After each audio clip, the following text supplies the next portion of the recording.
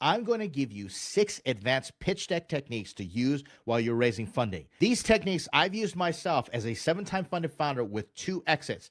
I've raised over $100 million for my startups, other people's startups, as well as funds. I'm also the chief strategy officer for startups.com, and I've made pretty much every mistake that you can imagine. And I want to help you, especially if you're pre-seed or seed, early stage founder, raise funding for your startup. I look at pitch decks all the time, especially coming from my beloved YouTube subscribers and the community at startups.com. Speaking of which, if you're joining me from startups.com, thank you so much for being part of our community. And for everybody else, while you're here, you might as well like, comment, and if you're not already, subscribe to this channel. Back to these advanced techniques. They may seem contradictory to the advice that I typically give on this channel. If you've hung around long enough, I'm always talking about the best practices for pitch decks, and I'm giving pitch deck critiques and reviews all the time. And you might be thinking, but Ed, you're completely contradicting yourself. That's not the way that you taught it before. And you're absolutely right, because with every yin, there is a yang. This is literally the yin to my yang, or the vice versa. Why do I do it this way? Well, most founders need to walk before they learn to fly. I know way too many founders, especially first-time or early-stage ones, they get all wrapped up in these advanced techniques, and they try and go out and emulate the big guns, the big guys, and they make all these mistakes. And I say, learn to walk before you can fly. You need to lay a foundation. And this is Chinese Superman. He literally is a Chinese Superman, the yin and yang Superman that I found on the internet while researching this video. I thought that was super cool, but you can learn to fly if you master the basics first. But it's also helpful to know what the advanced techniques are, because you might want to pull them out or start developing them as you move forward with your fundraise. So here's how I'm going to do this. I'm going to go and give you my standard advice, the basics first, and then I'm going to tell you the advanced technique. And you can use both. It's advisable to master the basic one and then consider using the advanced one as you get better. The first one here has to do with your cover page. And I always say, put a no fluff or marketing jargon slogan. Just tell the investor what you do and the industry. Don't say something like revolutionizing the way that we interact and innovate and we're changing the world. That's marketing fluff, typically targeted towards the customer. You want to speak to the investor and you want to let them know which ballpark that they are in, what they should be expecting.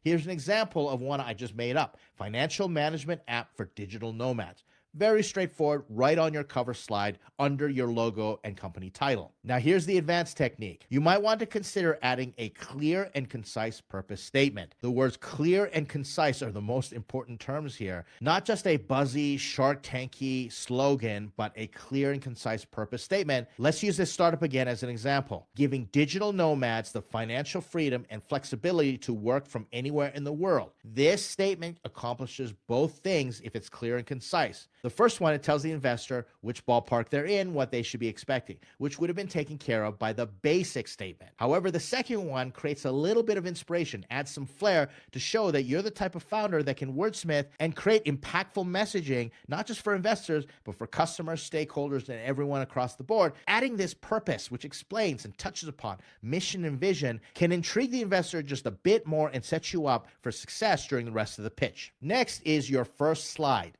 Typically, I say, always start with the problem so investors can decide if they care.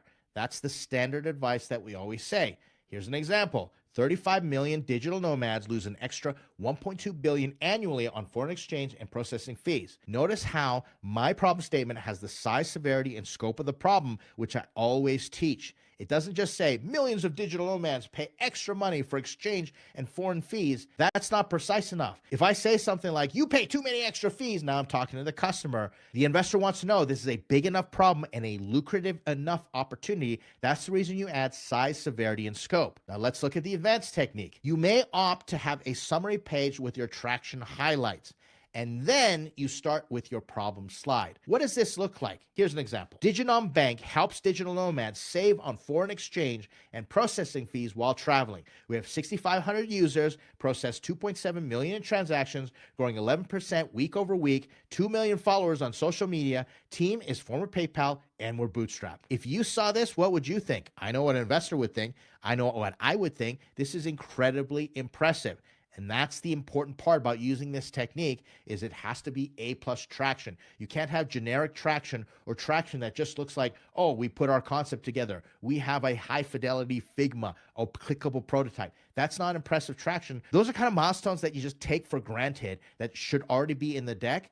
You want to put your best traction up front. And there could be other things in there, such as you want an award, social proof, industry recognition. Maybe you've hit an inflection point. We just hit our 10,000th user, or we just reached 10,000 MRR. Those are all viable traction metrics that you can put in there. And then you spend the rest of the deck with all the information supporting how you achieve those impressive metrics. If you don't have this type of traction, you're at pre-seed and you just need to get that initial funds for someone who resonates with the problem, who's going to help you build your MVP, avoid this because you're not going to have this information. Go back to your bread and butter slide, start with the problem. Technique number 3 is all about the screener, teaser, intro deck. And here's what I usually say. 12 slides maximum, including your cover and contact. You don't want to overwhelm the investor because typically founders mess up their initial pitch deck anyway. They completely overload and they send 20 to 30 slides that the investor is not going to read because it's not organized in a way that helps them quickly screen their deck and make a decision. You have 3 to 5 minutes, and usually an investor knows whether or not they want to read the rest of your deck based on your problem solution slide, literally in the first minute. And that's why you want to take your master deck and distill it down into 12 slides to what I call the screener deck, or some people call it the teaser or the introductory deck. And then you're going to upload it to the cloud as a PDF and include it as a link. I still don't like using DocSend. Why would you want to make it more difficult by making the investor type in an email address and sit there and think, I'm going to be hounded by you, or make it hard for them to even download it if they want to go share it with their colleagues? So like I said, just put it as a PDF and upload it to the cloud so they can click on it and start scanning right away and spend that first precious 1 minute and decide if they want to contact you and listen to your full pitch where you can present all the slides that you want or what you have time for. Now, here's the advanced technique. Send the whole master deck, 20 to 30 slides, to save them the trouble. I've done this. When I know my pitch deck is effective and the investor is ready to see it, I'm going to save them the trouble. I might be talking to a scout that wants to send this to the general partner or another lead investor, their committee, and they don't want to contact me. They just want to read the rest of it. So I'm going to reduce the friction, take out those impediments that might slow down the whole thing, and just send them the goods. Put your best stuff forward and let them decide from there. But here's the one catch with this technique. You can't just make it good. It needs to be really, really great. The front part of the deck literally has to act like the teaser. You've got the problem, solution, the market size, and you've got them locked down so tight that they read it and they say, I want to read the rest of the deck. It's the same thing as them contacting you for an extended presentation for the rest of the information they need. You're just including it all there. Maybe you're going to go into detail about your traction metrics, your user profiles, your go-to-market strategy. Maybe you got information about how the founders have specific domain expertise, or the story is so visionary because of that domain expertise. Maybe the founder won a Nobel Peace Prize because of the work that they're doing. You can explain all that, and they're just going to keep reading all the way to the end. Just make it easy for them, but make sure your deck is good. If it's not good and you don't have enough to really move the needle in those 20 to 30 slides, just send the screener deck and get some reps in and understand what the investors are going to be looking for and their response to what you've got going on. And then slowly you can expand into this technique, but make sure you've got that teaser deck down first. Those are the basics that you cannot skip. Technique number 4 has to do with the competition slide.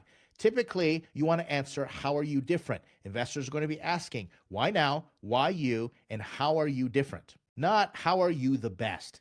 Use the right dimensions on your magic quadrant or the benefits matrix. Founders tend to differentiate themselves to the point where I am the best and nobody else does this. Well, that's just a plain lie because we know there are many other competitors trying to solve the same problem, launching products right now, or that your customers do other things which are considered competitors when they don't have the solution that you're offering. So instead of a magic quadrant where all the competition is in the other quadrants and you're the only one in the top right, or the features and benefits matrix where everybody is X and you are the green check marks that offer everything, you're the only one that does that stuff. You want to make sure your dimensions show a thoughtful approach to your competition. And generic statements such as, we are the only ones doing this, or every competitor does that, and you're not actually mentioning the competition is a big fat no-no. Investors want to know that you have studied the competition. So here's the advanced technique to this. You want to answer, how are we learning from our competition? This shows that you are a thoughtful and insightful founder that's willing to learn, not just right off the competition and say, we're better than them. We know all the stuff that they don't know. They're going to completely fail and fall flat on their face. But if you can show what you've learned, even from competition that has failed, what you're learning from them, maybe they've gone into a specific market. Maybe they're excellent at one thing, but they're missing out on an underserved, underrepresented, and underestimated problem. And that's what you've learned by studying them. And you respect what they're doing, and that allows you to demonstrate how you're 10x better than what they're currently doing, which is their best thing. You can say, yeah, that competitor, they are amazing. They went out to the market and they solved a very unique problem. Their timing was great. Their CEO is extremely innovative. They've got a fantastic team, and their go-to-market strategy, hands down, great. But we've learned something by studying all of them. We've got this opportunity over here, or we think we've got an ability to take some of their market share because we're going to do things a little bit differently. They're focused here, and they're not going to be thinking about where we're going until it's too late, and we think we've got a really great shot. Not to mention, if the market is big enough, it's okay to have multiple players. You've got Uber and you've got Lyft. That's fine. Now, if you are not ready to have a thoughtful conversation about your competition this way, start with the bread and butter basic competition slide. Study them, figure out what dimensions go on your magic quadrant or what features and benefits you're going to put in your matrix, and go from there. And eventually you will learn from your competition and be able to have this advanced conversation. Slide number 5 is the why now slide. Now, this is a little confusing because I always say investors want to know why now, but that's the reason you want to study the market. Therefore, founders usually flub this slide up, and so I say generally you want to avoid it. Founders tend to use really generic and hypey language and talk about trends that disappear. It's the same thing as saying, oh, guess what? Bitcoin has reached an all-time high at 70,000. That doesn't show any thoughtful, novel insight into the market.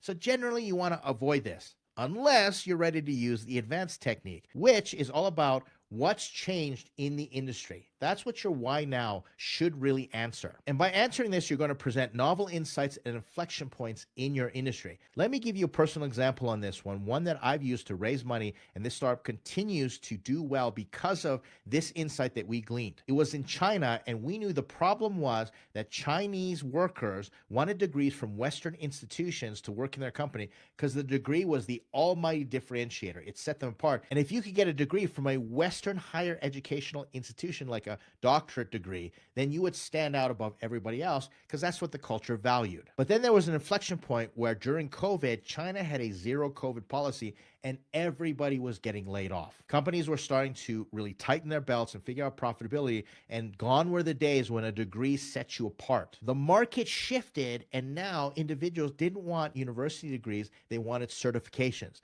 They wanted to know not just the theory, but how does this practically apply here in my market so I can make more money? And we began explaining this to investors, and we changed our plan to adjust for it, and that helped us get through that COVID lockdown, which was really tough for a lot of companies. A lot of startups went belly up in that time. Thankfully, that company is still standing. And finally, my last technique has less to do with the pitch deck and more the outreach script. What I usually tell founders is ask for investment, get advice, ask for advice, get investment. Why do I do this? Well, most founders really faceplant when trying to reach investors. They come in super hot. They basically say, hey, will you invest in my company? Just totally cold. They open up saying, we need investors. We want you to invest. And then they get into everything else. And that's just a turnoff in general. I get so many emails every single week seeking investment or help with investment.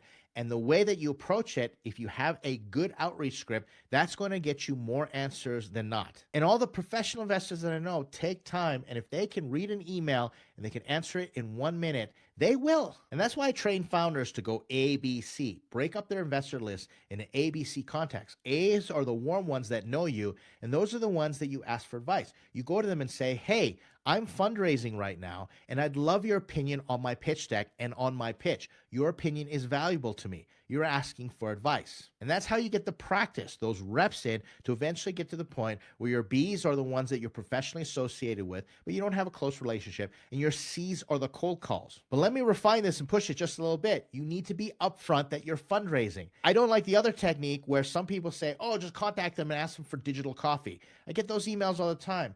I really think your profile is great. I'd love to just have a conversation with you. Come on.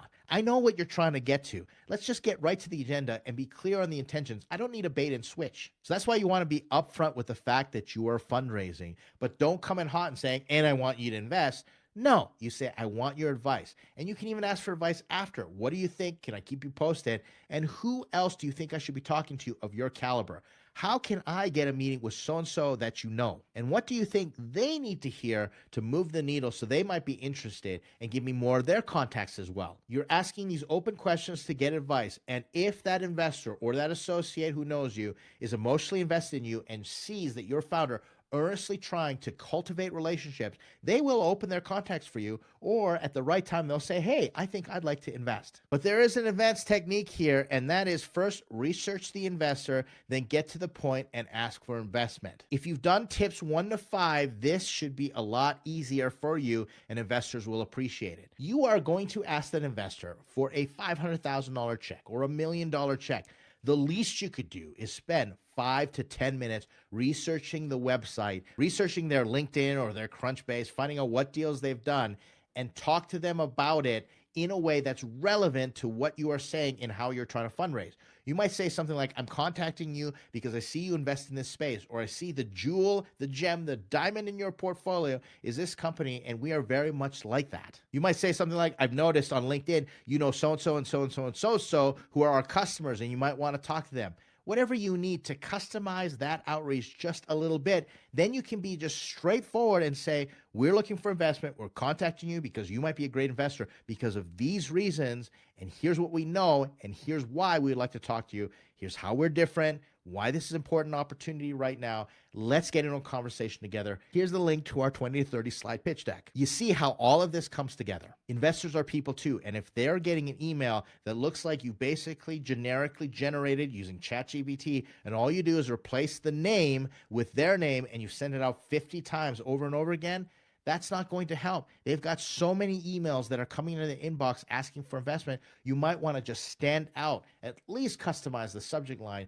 to make sense for them so that they want to open it. And if you can add more customization, take the time, they will appreciate it, and use all these other advanced techniques to make your case even stronger. There you have it. Those are the 6 advanced techniques that you should consider. The next step I'd like you to do is watch the videos that I put on the screen by this time. And then if you've got your own techniques, advanced techniques that you want to share with the rest of the community, I'd love to hear it in the comments. I appreciate you hanging out with me. I'll see you in the next video.